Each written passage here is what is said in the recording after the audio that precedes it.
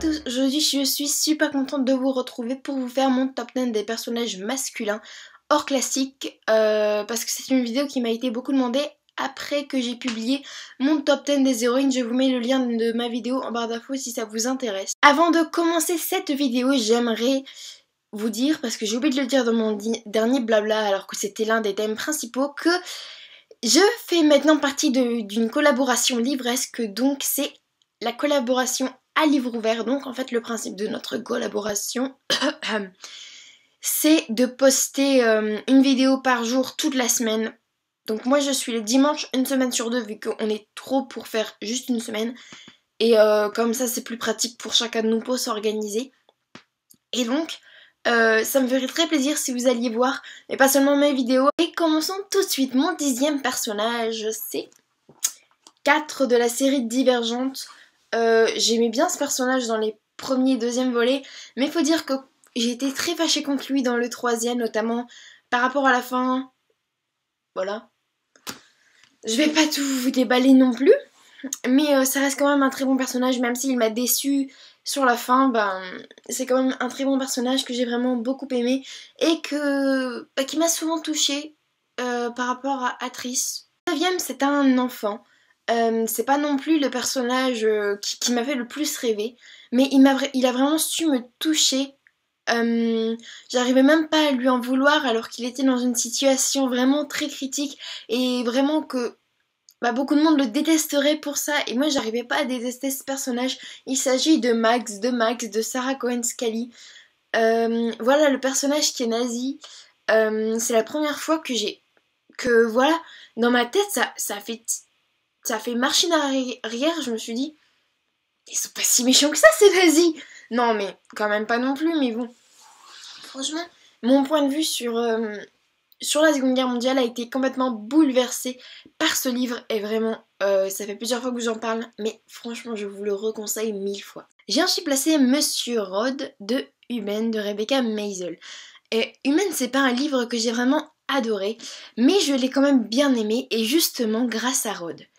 Parce que c'est le genre de personnage qui nous fait aimer un livre, qui apporte une certaine originalité au livre, comme un peu Lisbeth Salander dans Millennium. C'est le personnage qui rythme le récit, c'est le personnage qu'on aime, voilà, même si Rod on le voit pas beaucoup parce qu'il meurt au début, voilà, mais on en reparle souvent dans le livre après, mais vraiment c'est ce genre de personnage que j'ai aimé. Il était vraiment super original, super touchant, super protecteur, super gentil. Et moi, il m'en faut pas plus pour que ce personnage soit dans mon top.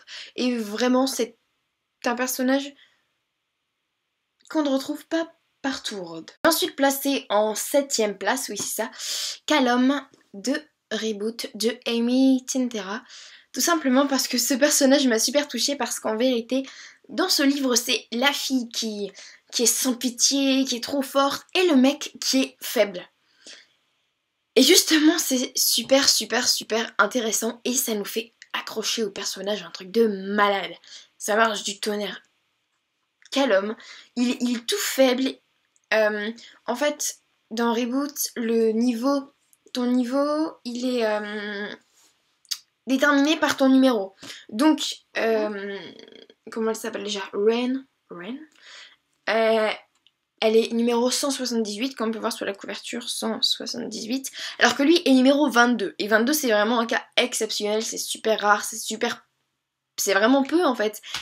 Et voilà, c'est ce qui m'a fait accrocher à ce personnage. En 6ème, Jack de la Mécanique de Mathias Mazieux. Je vous en parle vraiment beaucoup en ce moment, mais ça a été une belle claque pour moi, ce livre.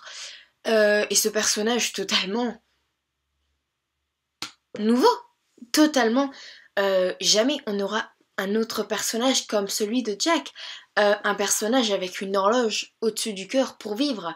Un personnage vraiment amoureux à un point, mais qui fait rêver, quoi.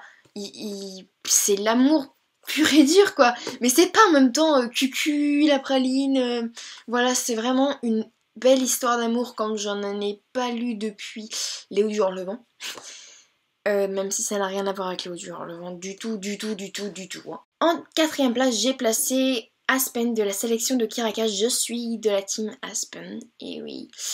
En fait, je sais pas trop quoi vous dire sur ce personnage, mais ce qui m'a plu chez lui, c'est vraiment son naturel. Il est toujours authentique. Il est égal à lui-même, voilà. Il cherche pas les complications. C'est vraiment ce que j'ai aimé avec ce personnage. Il est toujours prêt à secourir America, alors qu'America, elle l'envoie mais bouler comme pas possible. Ce qui est un peu chiant des fois chez America, c'est saut d'humeur, c'est triangle amoureux, etc. Même si j'aime pas trop les triangles amoureux, etc., la sélection m'a quand même vachement plu. Et bah voilà. Je m'étais trompée en fait, Aspen c'est la 5ème place, et donc la 4ème place revient à... Roulement de tambour, un petit peu raté quand même. Detlef de moi, Christiane Strasbourg peut se tuer. Écoutez, j'ai l'impression de parler de ce livre dans tous mes tops, tous mes tags. Mais bon, qu'est-ce que vous voulez que je vous dise? Il fait partie de mes livres de tous les temps. Voilà. Eh bien, Detlef, oh là là. Mais Christiane, mais qu'est-ce qu'elle est conne de pas l'avoir regardé ce mec. Dans moi, Christiane F l'a vu malgré tout. Elle dit ouais, mes fans sont cons parce qu'ils croient que j'ai pu rester avec Detlef. Mais putain, mais elle aurait dû le garder, un mec pareil. Mais en fait, il y a une authenticité. En plus, avec Detlef, c'est parce que c'est un personnage qui a réellement existé. Alors que Maxon, Aspen, voilà, tous ces gens-là, voilà, ils n'ont pas existé. Donc l'écrivain, il crée sa propre image, il crée l'homme parfait selon lui. Mais là, c'est justement son imperfection qui le rend vraiment magique, ce personnage. Alors, la 3ème place revient au personnage d'une série livre que je ne possède pas. Malheureusement, il s'agit de Ne me tuez pas si... Voilà, je les ai pas. J'ai pas les Harry Potter. J'ai pas les Harry Potter. Bref, mon 3ème personnage, c'est Harry Potter. Je l'ai vraiment adoré. Et ce que j'aime vraiment dans cette série, c'est qu'on le voit grandir. Et puis voilà, c'est le personnage de toute une génération, Harry Potter, on est d'accord? On est d'accord. Toute une génération. Même des générations, vu que c'est super à la mode Harry Potter en ce moment, je ne sais pas pourquoi. Voilà. Alors ils vont de pair dans ce top, personnage masculin, féminin, juste que l'autre avait la 1ère place. Et donc la 2ème place, je l'ai remise à Matthew du livre Perdu les sortilèges. J'adore vraiment cette série, je trouve que c'est vraiment une petite perle. Mais sincèrement, il faut vraiment que vous le lisiez. Si vous voulez vous faire un petit pavé pendant les vacances de Noël, je vous conseille vraiment celui-ci. Voilà. Matthew, il est tellement... C'est un vampire, il est protecteur et tout. En même temps, il est pas dans le stéréotype du vampire genre Edward de Twilight. Ah non, non, non, non. Pas du tout, du tout, du tout. Ça, je l'ai prêté à 2 amis depuis la rentrée. Ils l'ont tous les deux adoré. Alors, comme quoi, il n'y a pas que moi qui ai des goûts bizarres. Vraiment, je pense vraiment que Matthew, c'est l'un des personnages les plus... Il est trop romantique, il est trop mignon. Et puis... Voilà. And our winner is... The winner is... C'est Alex de la saga Delirium de Lauren Oliver. Oh là là là là là là, quelle claque ce livre. Waouh. C'est vraiment, comme je l'ai dit pour Rod, le personnage qui m'a fait adorer cette histoire. Et vraiment le comble du romantisme, ce mec. Et en plus, vu comment je me l'imagine, il doit être trop beau. Et voilà, il est vraiment prêt à tout pour sa Lena. Et par la suite, après dans la série, parce que là je vous parle du tome 1, mais après dans la suite de la série, voilà, c'est juste parfait. Et la fin de Delirium est parfaite. Pour une fois que je trouve que la fin d'une série est parfaite, écoutez, c'est un événement historique. Voilà, Alex de la saga Delirium. Je saurais même pas dire ce qu'il a de plus que les autres, mais il a ce petit truc, voilà. Il a le feeling qui passe bien avec moi.